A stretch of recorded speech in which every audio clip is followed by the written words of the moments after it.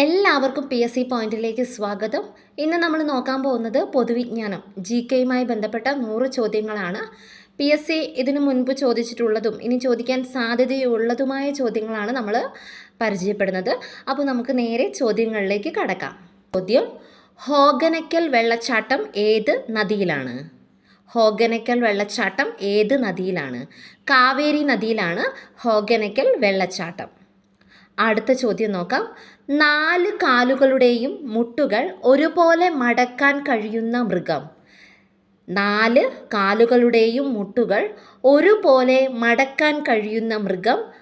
Answer വരുന്നത് ആനയാണ്. ആനയ്ക്കാണ് 4 കാലുകളുടെയും മുട്ടുകൾ ഒരുപോലെ മടക്കാൻ കഴിയുന്നത്.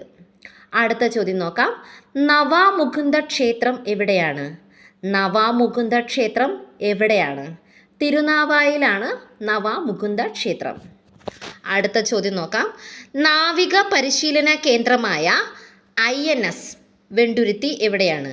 നാവിക പരിശീലന കേന്ദ്രമായ INS വെണ്ടുരുത്തി എവിടെയാണ്? ആൻസർ വരുന്നത് കൊച്ചിയിലാണ്. അടുത്ത ചോദ്യം നോക്കാം. നാഷണൽ ഫിലിം ആർക്കൈവ്സിൻ്റെ ആസ്ഥാനം. നാഷണൽ ഫിലിം ആർക്കൈവ്സിൻ്റെ ആസ്ഥാനം പൂനെയാണ്. പൂനെ. അടുത്ത ചോദ്യം നോക്കാം. നാഷണൽ ഫിസിക്കൽ ലബോറട്ടറി എവിടെയാണ്? നാഷണൽ ഫിസിക്കൽ ലബോറട്ടറി എവിടെയാണ്? ന്യൂഡൽഹിയിലാണ് നാഷണൽ ഫിസിക്കൽ ലബോറട്ടറി.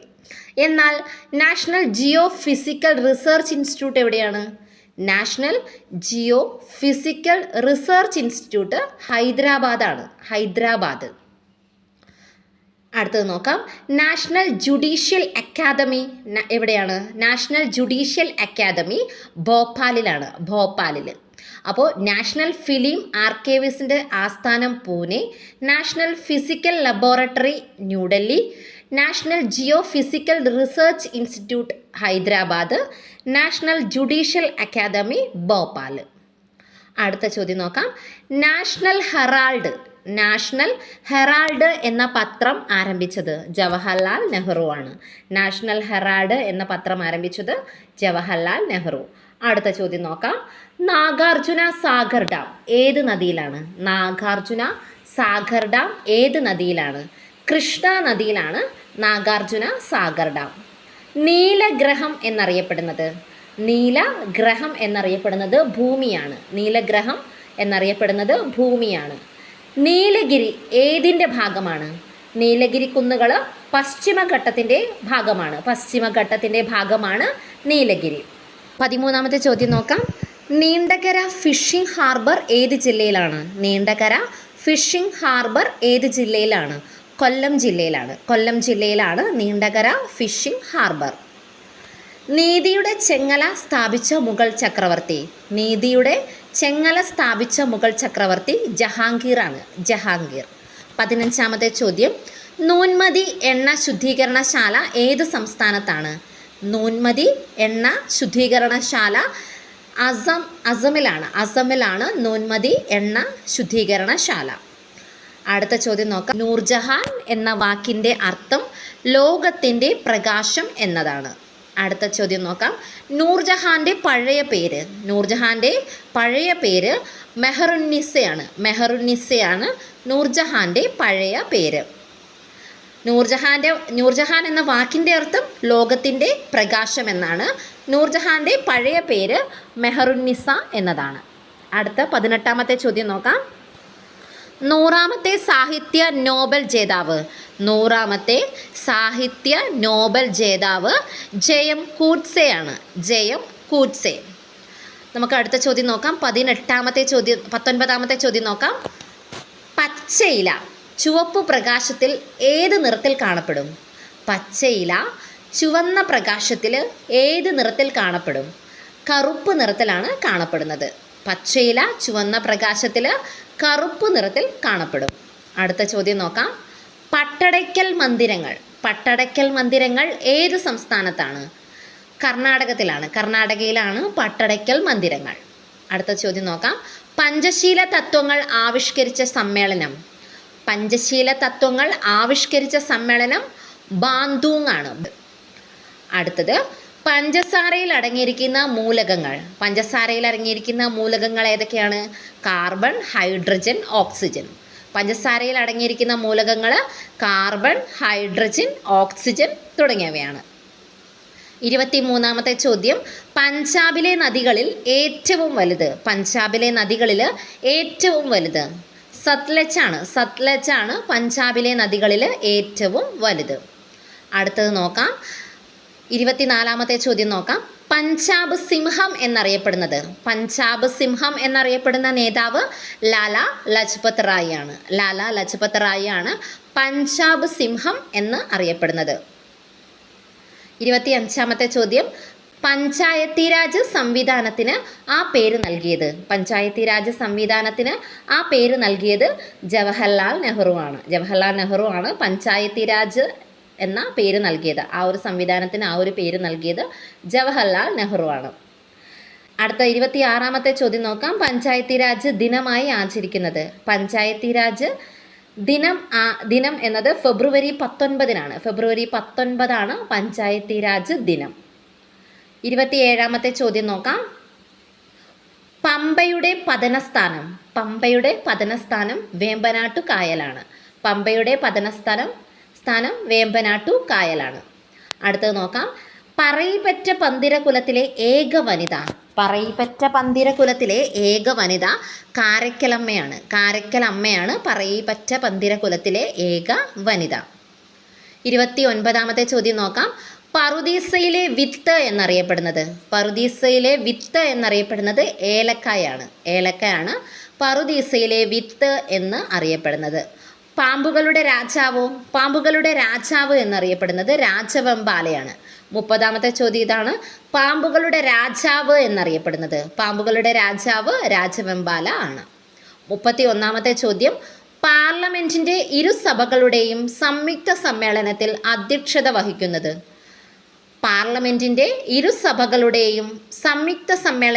അധ്യക്ഷത വഹിക്കുന്നത് ലോകസഭാ സ്പീക്കറാണ്. 32ാമത്തെ ചോദ്യം, പാർലമെന്റുകളുടെ മാതാവ് എന്നറിയപ്പെടുന്നത് ബ്രിട്ടൻ. 33ാമത്തെ ചോദ്യം, പാർലമെന്റ് നടപടിക്രമങ്ങളിൽ ശൂന്യവേള എന്ന സമ്പ്രദായം ഇന്ത്യയിൽ ആരംഭിച്ച വർഷം. 1962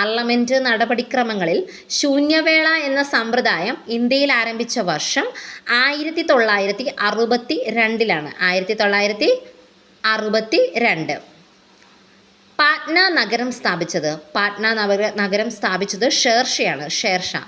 35ാമത്തെ ചോദ്യം, പാർത്ഥസാരഥി ക്ഷേത്രം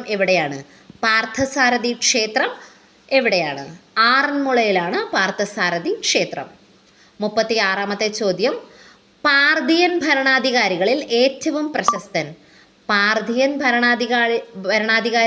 ഏറ്റവും പ്രശസ്തൻ ഗോണ്ടോ ഫെർണസ്. 37ാമത്തെ ചോദ്യം, പാണ്ഡ്യയുടെ ജന്മദേശം ചൈന. 38ാമത്തെ ചോദ്യം, പാരമ്പര്യ ഗുണങ്ങളെ അടുത്ത തലമുറയിലേക്ക് പകരാൻ സഹായിക്കുന്നത് ജീനുകൾ. 39ാമത്തെ ചോദ്യം, പാലക്കാട് കോട്ട നിർമ്മിച്ചത് ഹൈദരലിയാണ് പാലക്കാട് കോട്ട നിർമ്മിച്ചത്. 40ാമത്തെ ചോദ്യം, പാലരുവി വെള്ളച്ചാട്ടം ഏത് ജില്ലയിലാണ്? പാലരുവി വെള്ളച്ചാട്ടം കൊല്ലം ജില്ലയിലാണ് പാലരുവി വെള്ളച്ചാട്ടം. 41ാമത്തെ ചോദ്യം നോക്കാം. പാലവംശക്കാർ പ്രോത്സാഹിപ്പിച്ചിരുന്ന മതം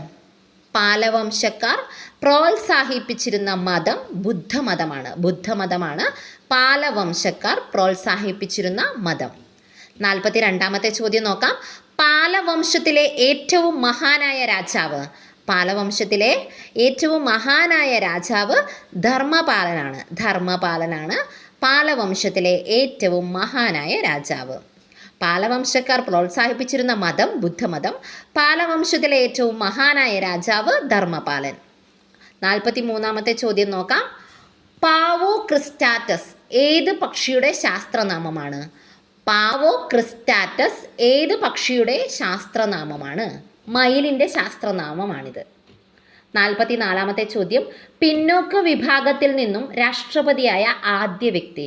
പിന്നോക്ക വിഭാഗത്തിൽ നിന്നും രാഷ്ട്രപതിയായ ആദ്യ വ്യക്തിയാണ് ഗ്യാനി സെയിൽ സിംഗ്. ഗ്യാനി സെയിൽ സിംഗ്. 45-ാമത്തെ ചോദ്യം, പിന്നോക്ക സമുദായങ്ങൾക്ക് നിയമസഭയിൽ അർഹമായ പ്രാതിനിധ്യം നേടാൻ തിരുവിതാംകൂറിൽ സംഘടിപ്പിക്കപ്പെട്ട പ്രക്ഷോഭം. പിന്നോക്ക സമുദായങ്ങൾക്ക് നിയമസഭയിൽ അർഹമായ പ്രാതിനിധ്യം നേടാൻ തിരുവിതാംകൂറിൽ സംഘടിപ്പിക്കപ്പെട്ട പ്രക്ഷോഭം ഏതാണെന്നാണ്. നിവർത്തന പ്രക്ഷോഭമാണ് ഉത്തരം വരുന്നത്. 46-ാമത്തെ ചോദ്യം, പിൻകോഡിന് സമാനമായി അമേരിക്കൻ ഐക്യനാടുകളിൽ ഉള്ളത്. പിൻകോഡിന് സമാനമായി അമേരിക്കൻ ഐക്യനാടുകളിൽ ഉള്ളത് സിപ്പാണ്. സിപ്പ്. 47-ാമത്തെ ചോദ്യം, പുരാണങ്ങളിൽ കാളിന്തി എന്നറിയപ്പെടുന്ന നദി. പുരാണങ്ങളിൽ കാളിന്തി എന്നറിയപ്പെടുന്ന നദി യമുനയാണ്. യമുന നദിയാണ് പുരാണങ്ങളിൽ കാളിന്തി എന്ന് അറിയപ്പെടുന്നത്. 48-ാമത്തെ ചോദ്യം, പദവിയിലിരിക്കെ അന്തരിച്ച ആദ്യത്തെ ഇന്ത്യൻ വൈസ് പ്രസിഡന്റ്. പദവിയിലിരിക്കെ അന്തരിച്ച ആദ്യത്തെ ഇന്ത്യൻ വൈസ് പ്രസിഡന്റാണ് കൃഷ്ണൻകാന്ത്. 49-ാമത്തെ ചോദ്യം, പദവിയിലിരിക്കെ അന്തരിച്ച ആദ്യത്തെ കേരള ഗവർണർ ആര്? പദവിയിലിരിക്കെ അന്തരിച്ച ആദ്യത്തെ കേരള ഗവർണർ സിക്കന്ദർ ഭക്താണ്. സിക്കന്ദർ ഭക്താണ് പദവിയിലിരിക്കെ അന്തരിച്ച ആദ്യത്തെ കേരള ഗവർണർ. അടുത്ത ചോദ്യം നോക്കാം. 50-ാമത്തെ ചോദ്യം, പദവിയിലിരിക്കെ അന്തരിച്ച ഉപപ്രധാനമന്ത്രി. പദവിയിലിരിക്കെ അന്തരിച്ച ഉപപ്രധാനമന്ത്രി സർദാർ വല്ലഭായി പട്ടേലാണ്. സർദാർ വല്ലഭായി പട്ടേൽ. അപ്പോൾ പദവിയിലിരിക്കെ അന്തരിച്ച ആദ്യത്തെ ഇന്ത്യൻ വൈസ് പ്രസിഡന്റ് കൃഷ്ണൻകാന്ത്, ആദ്യത്തെ കേരള ഗവർണർ സിക്കന്ദർ ഭക്ത്, പദവിയിലിരിക്കെ അന്തരിച്ച ഉപപ്രധാനമന്ത്രി സർദാർ വല്ലഭായി പട്ടേൽ. 51-ാമത്തെ ചോദ്യം നോക്കാം. ഫിർദൗസി രചിച്ച പ്രധാന കൃതി. ഫിർദൗസി രചിച്ച പ്രധാന കൃതി ഷനാമയാണ്. ഫിർദൗസി രചിച്ച പ്രധാന കൃതി. 52-ാമത്തെ ചോദ്യം, film and television institute of India എവിടെയാണ്? Film and television institute of India പൂനെയിലാണ് film and television institute of India. 53-ാമത്തെ ചോദ്യം, ഫിനോഫ്തലിന് ആസിഡിലുള്ള നിറം. ഫിനോഫ്തലിന് ആസിഡിൽ നിറമില്ല എന്നതാണ് ആൻസർ വരുന്നത്. 54-ാമത്തെ ചോദ്യം, ഫിനോളിൻ്റെ രാസനാമം. ഫിനോളിൻ്റെ രാസനാമം കാർബോളിക് ആസിഡാണ് ഫിനോളിൻ്റെ രാസനാമം. 55-ാമത്തെ ചോദ്യം, ഫിറോസാബാദിലെ അശോക സ്തൂപത്തിലെ ലിപി തിരിച്ചറിഞ്ഞ ഗവേഷകൻ. ഫിറോസാബാദിലെ അശോക സ്തൂപത്തിലെ ലിപി തിരിച്ചറിഞ്ഞ ഗവേഷകൻ ജെയിംസ് പ്രിൻസെപ്പാണ്. James Prinsep. 56-ാമത്തെ ചോദ്യം, ഫിറോസ് ഗാന്ധി അവാർഡ് ഏതു മേഖലയുമായി ബന്ധപ്പെട്ടിരിക്കുന്നു? ഫിറോസ് ഗാന്ധി അവാർഡ് പത്രപ്രവർത്തന മേഖലയുമായി ബന്ധപ്പെട്ടിരിക്കുന്നു. ഫിറോസ് ഗാന്ധി അവാർഡ് ഏതു മേഖലയുമായി ബന്ധപ്പെട്ടിരിക്കുന്നു? പത്രപ്രവർത്തനം. 57-ാമത്തെ ചോദ്യം, ഫുട്ബോൾ മത്സരത്തിൻ്റെ ദൈർഘ്യം. ഫുട്ബോൾ മത്സരത്തിൻ്റെ ദൈർഘ്യം 90 മിനിറ്റാണ്. 90 മിനിറ്റാണ് ഫുട്ബോൾ മത്സരത്തിൻ്റെ ദൈർഘ്യം. 58-ാമത്തെ ചോദ്യം, ഫുഡ് ആൻഡ് അഗ്രികൾച്ചർ ഓർഗനൈസേഷൻ്റെ ആസ്ഥാനം. ഫുഡ് ആൻഡ് അഗ്രികൾച്ചർ ഓർഗനൈസേഷൻ്റെ ആസ്ഥാനം റോമാണ്. റോം. ഫ്ലൂറിൻ കണ്ടുപിടിച്ചത് ആരാണ്? കാൾ ഷീലെ ആണ് ഫ്ലൂറിൻ കണ്ടുപിടിച്ചത്. 60-ാമത്തെ ചോദ്യം, ഫ്ലൂറിൻ, ക്ലോറിൻ, ബ്രോമിൻ എന്നിവയ്ക്ക് പൊതുവായി പറയുന്ന പേര്. ഫ്ലൂറിൻ, ക്ലോറിൻ, ബ്രോമിൻ എന്നിവയ്ക്ക് പൊതുവായി പറയുന്ന പേര് ഹാലജനുകൾ എന്നാണ്. ഹാലജൻ. 61-ാമത്തെ ചോദ്യം, ഫ്ലോറൻസ് നൈറ്റിംഗേലുമായി ബന്ധപ്പെട്ട യുദ്ധം. ഫ്ലോറൻസ് നൈറ്റിംഗേലുമായി ബന്ധപ്പെട്ട യുദ്ധം ക്രിമിയൻ യുദ്ധമാണ്. ക്രിമിയൻ യുദ്ധം. 62-ാമത്തെ ചോദ്യം, ഫ്യൂസ് വയർ ഏതെല്ലാം ലോഹങ്ങളുടെ സങ്കലനമാണ്? ഫ്യൂസ് വയർ ഏതെല്ലാം ലോഹങ്ങളുടെ സങ്കലനമാണ്? ടിന്നും ലെഡും. 63-ാമത്തെ ചോദ്യം, ബനിയാൻ മരം എന്ന പേരിൽ കൂടി അറിയപ്പെടുന്ന വൃക്ഷം. ബനിയാൻ മരം എന്ന പേരിൽ കൂടി അറിയപ്പെടുന്ന വൃക്ഷം പേരാലാണ്. 64-ാമത്തെ ചോദ്യം, ബസ്ര ഏത് രാജ്യത്തെ തുറമുഖമാണ്? ബസ്ര ഏത് രാജ്യത്തെ തുറമുഖമാണ്? ഇറാഖ്. 65-ാമത്തെ ചോദ്യം, ബങ്കിം ചന്ദ്ര ചാറ്റർജിയുടെ ആദ്യത്തെ നോവൽ. ബങ്കിം ചന്ദ്ര ചാറ്റർജിയുടെ ആദ്യത്തെ നോവൽ ദുർഗേശ നന്ദിനിയാണ്. ദുർഗേശ നന്ദിനി. 66-ാമത്തെ ചോദ്യം, ബഹ്ളിഹാർ ജലവൈദ്യുത പദ്ധതി ഏത് സംസ്ഥാനത്താണ്? ബഹ്ളിഹാർ ജലവൈദ്യുത പദ്ധതി ജമ്മു കാശ്മീരിലാണ്. ജമ്മു കാശ്മീർ. 67-ാമത്തെ ചോദ്യം, ബർമയുടെ പേര് മ്യാൻമാർ എന്നാക്കിയ വർഷം. ബർമയുടെ പേര് മ്യാൻമാർ എന്ന് ആക്കിയ വർഷം 1989-ലാണ്. 1989. 68-ാമത്തെ ചോദ്യം, ബർമുഡ ഏത് രാജ്യത്തിൻ്റെ ആശ്രിത പ്രദേശമാണ്? ബർമുഡ ഏത് രാജ്യത്തിൻ്റെ ആശ്രിത പ്രദേശമാണ്? United Kingdom. United Kingdom. 69-ാമത്തെ ചോദ്യം നോക്കാം. ബർമയെ ഇന്ത്യയിൽ നിന്നും വേർപെടുത്തിയ നിയമം. ബർമയെ ഇന്ത്യയിൽ നിന്നും വേർപെടുത്തിയ നിയമം 1935-ലെ ഗവൺമെൻറ് ഓഫ് ഇന്ത്യ നിയമമാണ്. 1935-ലെ ഗവൺമെൻറ് ഓഫ് ഇന്ത്യ നിയമമാണ്.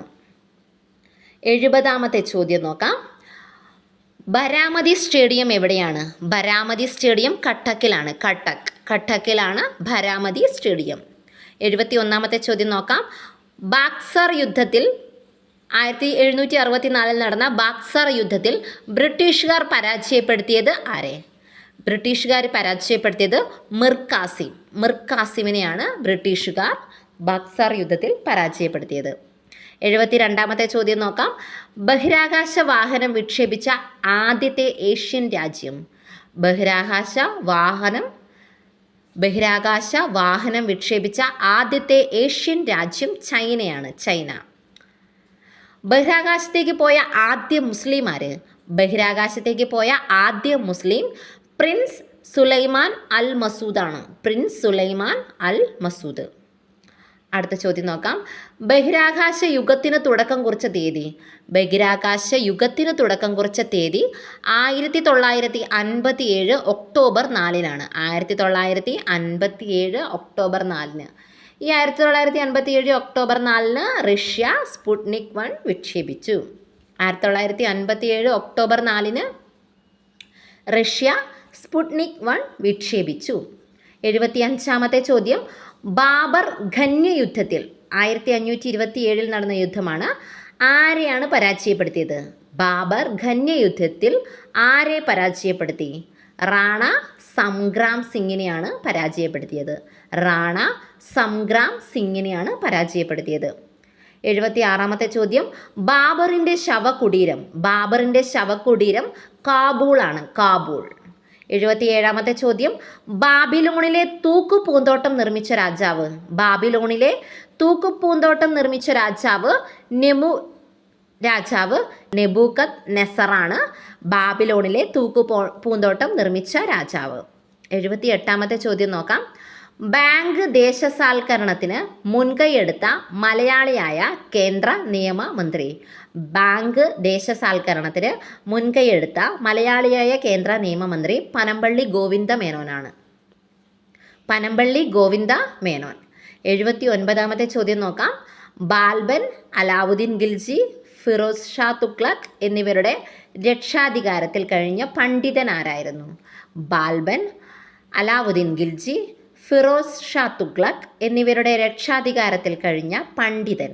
അദ്ദേഹത്തിൻ്റെ പേരാണ് അമീർ ഖുസ്രു. അമീർ ഖുസ്രു ആണ് ആൻസർ വരുന്നത്. 80-ാമത്തെ ചോദ്യം, ബാൽക്കൻസിലെ പാരീസ് എന്നറിയപ്പെടുന്നത്. ബാൽക്കൻസിലെ പാരീസ് എന്നറിയപ്പെടുന്നത് ബുക്കാറസ്റ്റ് ആണ്. ബുക്കാറസ്റ്റ് ആണ് ബാൽക്കൻസിലെ പാരീസ് എന്ന് അറിയപ്പെടുന്നത്. 81-ാമത്തെ ചോദ്യം നോക്കാം. ഭാമിയൻ ബുദ്ധ പ്രതിമകൾ ഏത് രാജ്യത്തായിരുന്നു? ഭാമിയൻ ബുദ്ധ പ്രതിമകൾ അഫ്ഗാനിസ്ഥാനിലാണ്. അഫ്ഗാനിസ്ഥാനിലായിരുന്നു ഭാമിയൻ ബുദ്ധ പ്രതിമകൾ. 82-ാമത്തെ ചോദ്യം നോക്കാം. ബാലഗംഗാധര തിലകൻ മറാത്തി ഭാഷയിൽ നടത്തിയ പ്രസിദ്ധീകരണം. ബാലഗംഗാധര തിലകൻ മറാത്തി ഭാഷയിൽ നടത്തിയ പ്രസിദ്ധീകരണമാണ് കേസരി. കേസരിയാണ് ആൻസർ. 83-ാമത്തെ ചോദ്യം നോക്കാം. ബാലാമണിയമ്മയ്ക്ക് കേന്ദ്ര സാഹിത്യ അക്കാദമി അവാർഡ് നേടിക്കൊടുത്ത കൃതി. ബാലാമണിയമ്മയ്ക്ക് കേന്ദ്ര സാഹിത്യ അക്കാദമി അവാർഡ് നേടിക്കൊടുത്ത കൃതി മുത്തശ്ശിയാണ്. മുത്തശ്ശി. 84-ാമത്തെ ചോദ്യം, ബാലാകലേശം രചിച്ചത് പണ്ഡിറ്റ് കറുപ്പനാണ്. പണ്ഡിറ്റ് കറുപ്പൻ. ബാഹ്മിനി രാജ്യം സ്ഥാപിതമായ വർഷം. ബാഹ്മിനി രാജ്യം സ്ഥാപിതമായ വർഷം 1347 1347. 86 ചോദ്യം. ബിലാത്തി വിശേഷം എന്ന യാത്രാ വിവരണം രചിച്ചത്. ബിലാത്തി വിശേഷം എന്ന യാത്രാ വിവരണം രചിച്ചത് KP കേശവമേനോനാണ്. KP കേശവമേനോനാണ് ബിലാത്തി വിശേഷം എന്ന യാത്രാ വിവരണം രചിച്ചത്. 87 ചോദ്യം. BC 6-ാം ശതകത്തിൽ ഉത്തരേന്ത്യയിൽ ഉണ്ടായിരുന്ന 16 മഹാജനപദങ്ങളിൽ ഏറ്റവും പ്രബലം. BC 6-ാം ശതകത്തിൽ ഉത്തരേന്ത്യയിൽ ഉണ്ടായിരുന്ന 16 മഹാജനപദങ്ങളിൽ ഏറ്റവും പ്രബലം മഗധയാണ് ആൻസർ വരുന്നത്. മഗധ. 88 ചോദ്യം. ബീർബലിൻ്റെ യഥാർത്ഥ പേര്. ബീർബലിൻ്റെ യഥാർത്ഥ പേര് മഹേഷ് ദാസ് എന്നതാണ്. മഹേഷ് ദാസ് എന്നതാണ് ബീർബലിൻ്റെ യഥാർത്ഥ പേര്. 89 ചോദ്യം നോക്കാം. ബുദ്ധൻ ഇഹലോകവാസം വെടിഞ്ഞ നഗരം. ബുദ്ധൻ ഇഹലോകവാസം വെടിഞ്ഞ നഗരം കുശി നഗരമാണ്. കുശി നഗരം. 90 ചോദ്യം നോക്കാം. ബുദ്ധമത ഗ്രന്ഥങ്ങൾ രചിക്കപ്പെട്ട ഭാഷ. ബുദ്ധമത ഗ്രന്ഥങ്ങൾ രചിക്കപ്പെട്ട ഭാഷ പാലിയാണ്. പാലി.